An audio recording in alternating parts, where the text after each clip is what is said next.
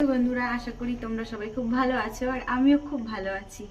তো অনেক দিন ধরে ইচ্ছা করছিল যে কফি খাবো, মানে হয়ে ওঠে না, যেহেতু ও থাকে না, একা একা ভালো লাগে না। তো আজকে ফাইনালি ও বাড়িতে আছে, তো হচ্ছে একসাথে কফি খাবো।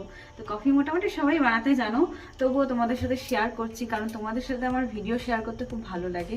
তো যখন যা করি তাই শেয়ার করি। আর তোমরা যদি এই ভিডিওটা দেখে থাকো ইউটিউবে তাহলে করে দিও সাবস্ক্রাইব, আর দেখে থাকলে ফেসবুকে তাহলে হচ্ছে ফলো করে দিও। তো চলো কফি বানানো যাক। তো ফার্স্টে আমি ওভেনটাকে জ্বালিয়ে নিলাম, এবার আমি দুধটাকে গরম হতে দেব। তো মোটামুটি ওদিকে গরম হোক, ততক্ষণ আমি গ্লাসের মধ্যে পরিমাণ মতো চিনি নিয়ে নিলাম। আর তোমরা তোমাদের পরিমাণ মতো চিনি আর কফিটা নিয়ে নেবে, যে যে কড়া বা হালকা খাবে সেই পরিমাণে।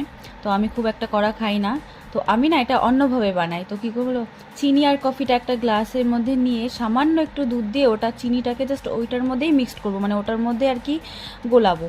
দিয়ে তারপরে যখন দুধটা ফোটানো হয়ে গেছিলো, আমি গ্লাসের মধ্যে দুধটা ঢেলে কফিটা গুলিয়ে নিয়েছি। এবার আমার সুবিধার্থের জন্য আমি গ্লাসে ঢেলেছি, যে কাপে ঢালতে আমার সুবিধা হবে। তো যাই হোক, মোটামুটি আমার কফি তো রেডি। আর ঘরে আমার কিছু স্ন্যাক্স আনা ছিল, যেমন আমার কিছু কেক আনা ছিল। তো কেকটা আমি এখানে সার্ভ করে দিলাম। আর আমরা কৃষ্ণনগরে গেছিলাম ঘুরতে, তো সেখান থেকে একটা পুরের গজা, মানে ভেতরে পুর ভরা, সেটা এনেছিলাম। তো ভিডিওটা দেখার জন্য তোমাদেরকে অসংখ্য ধন্যবাদ।